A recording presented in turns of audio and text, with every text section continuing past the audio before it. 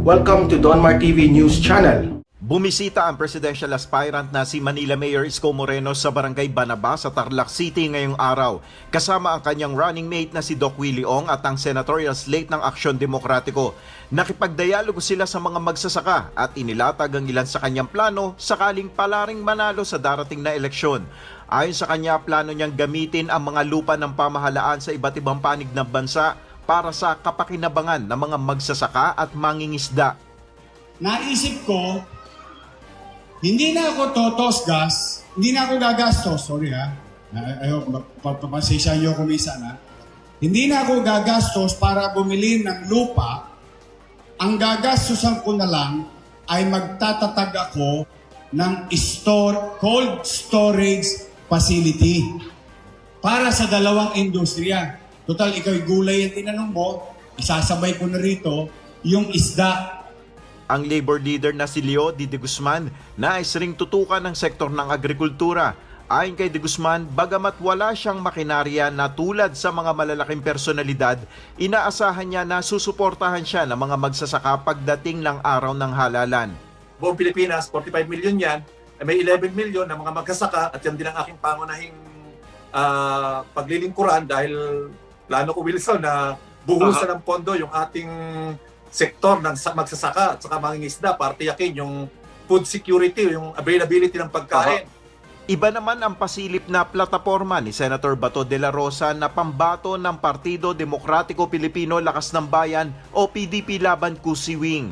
Nais ng senador na ituloy ang pagsusulong ng pag-amyenda sa konstitusyon, partikular na ang ukol sa economic provisions nito kung saan nais niyang paluwagin ang pagnenegosyo ng mga dayuhan sa bansa. Sa paggawa, pagtulong sa kapwa at mahinahong pagbabahagi ng mensahe naman ang inisyal na mensahe ni Vice President Leni Robredo. Ayon sa Vice Presidente, ito ang sinasalamin ng pink campaign color niya na refleksyon din ng dapat na pamumuhay ng mga Pilipino. Tayong lahat ang nagdadala nito. Kailangan nating isalamin ang tunay na ibig sabihin ng pink habang suot natin ito. Gumawa ng mabuti, magpaabot ng tulong sa kapwa, maging mahinahon sa pagbabahagi ng ating mensahe. Ayon sa political analyst na si Ramon Casiple, sa ngayon ay wala pang maituturing na frontrunner o nangunguna sa mga presidential aspirants. Dahil hindi pa naman anya panahon ng kampanya, wala pang malinaw na isyung tinatalakay at wala pang pinal na listahan ng kandidato sa eleksyon. Kahit ang hindi pagtuloy ni Davao City Mayor Sara Duterte sa presidential race ay hindi pa rin anya maituturing na pinal hanggat hindi pa natatapos ang deadline ng substitution ng kandidato sa November 15. Alam mo naman sa politika, wala namang usapang tapos eh. If given a chance, pala rin ako. Ang unang-una ko gagawin is babawasan ko ng 50% ang buwis ng langis. Palakpakan ka din. Mababa na ang source para gumawa ng kuryente, bababaan pa natin ng 50% yung electricity tax. Mas gugustuhin ko. So, binaba na yung, isipin nyo ha, laliman nyo isip nyo, binawasan ng 50% ha, yung electricity at saka yung fuel. Oh, imaginein mo lahat ng epekto nito sa ekonomiya ng buong bansa. Remember, hindi ho biro yan. Electricity, sobrang yan. Pag binawasan mo ng 50% yan, wow! Pati yung gas, 50%, wow! Imaginein mo ano mangyayari sa gobyerno niyan? Nabawasan ng buwis kaysa kunin ng buwis ng malaki tapos nanakawin lang ng mga politiko para sa lokohan sa ayuda, lokohan sa kalsada. Kayo, hawak ninyo yung pera. Isipin mo okay, Ito na yung medyo para ma-excite yung mga tao. Babawasan natin ang singil sa mga CR.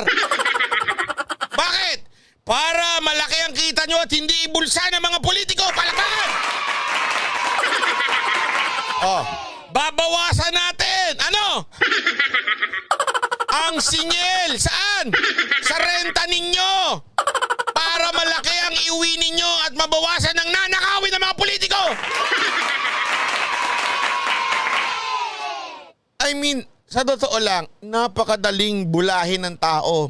Napakadaling sabihin yan, ang dami mong babawasan. Kasi dyan, sabi nga nung malamang, kaya niya sinasabi yan, kasi ngayon, issue yung oil.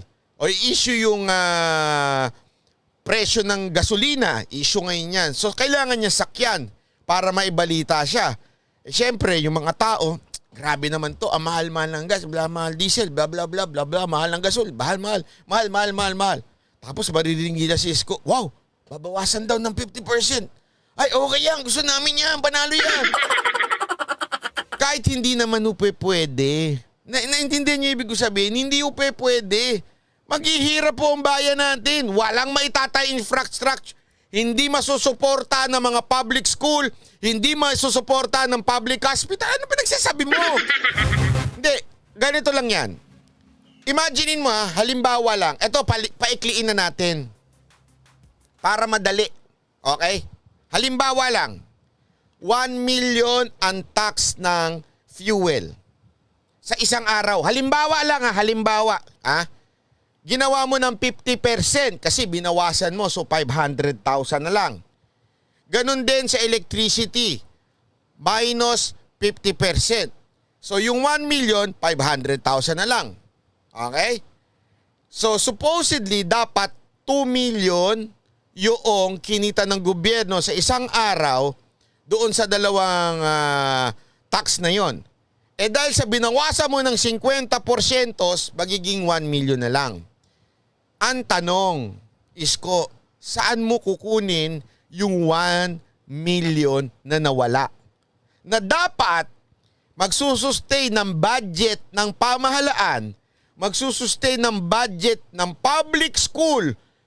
Remember, meron tayong free education na pinirmahan ni Pangulong Duterte na kailangan bayaran yan. Paano mo masusustain yan? Paano mo masusustain yung mga libreng bakuna ibinibigay ngayon? Paano mo masusustain yung ginagamit na pera sa malasakit center na itinutulong sa tao? Sige nga.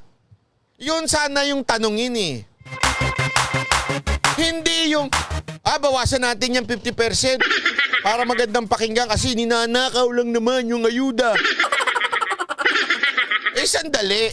Sir, sino ba namigay ng ayuda? Di ba LGU? Kasama na kayo doon? Ninakaw nyo ba? Tinatanong natin Di ba hindi nyo naman ninakaw? O ba't yung sinasabing ninanakaw na kaagad ng iilan? Huwag naman tayo makapagbintang kaagad. Masama naman po ata yun, sir.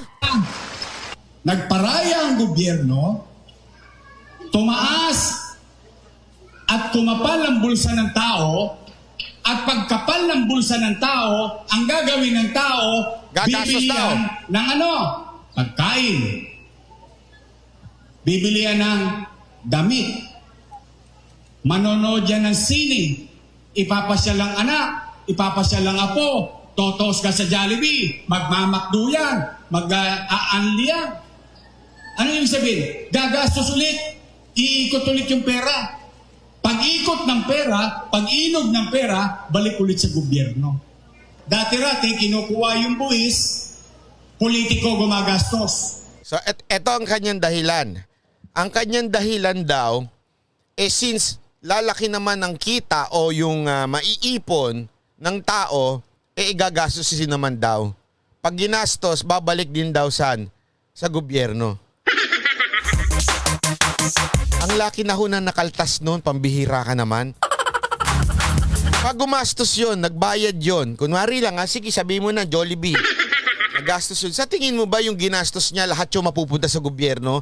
Di ba bawas na? Kasi kumita na yung Jollibee. Pati yung mga pagkain nila, siyempre binayaran mo, kapiraso na lang itatax noon. So yung supposedly 50% na ibinawas mo, ibinayad yun sa mga kumpanya. Kapiraso lang ng tax doon na mapupunta sa gobyerno. Hindi ako ekonomista pero may utak naman ako bigyan mo ako ng saan mo kukunin yung 50% dahil lang gumastos ang tao, mapopondohan na yung 50%? Parang awa mo naman, Isko Moreno naman.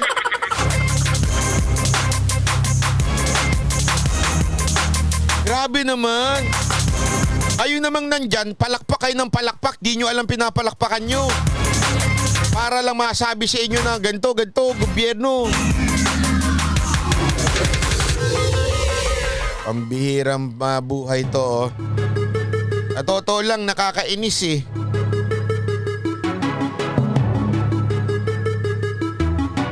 Ngayon, binawasan ng buwis, nasa palad na mismo agad ng tao yung kita. Oh, Pagbaba lahat niyan, tinalo natin ng inflation. Dahil magmumura lahat. Naturalesa. Yun ang malaking epekto niya. Dahil tayo nagpababa ng buwis sa kuryente, nagpababa ng presyo ng buwis sa langis, yung mga banyaga nating kapitbahay, pwede na nating hikayatin. Dito na kayo magplanta.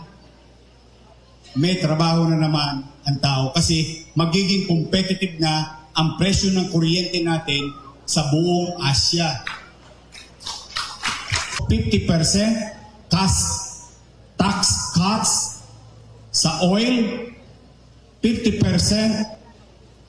tax cuts sa kuryente. At sigurado ako, para ko nang binigyan ng ayuda hanggang bundok ng tralala. grabe. Grabe lang. Alam mo, sa totoo lang, siguro yung mga ekonomista, tinatawanan to si Isko.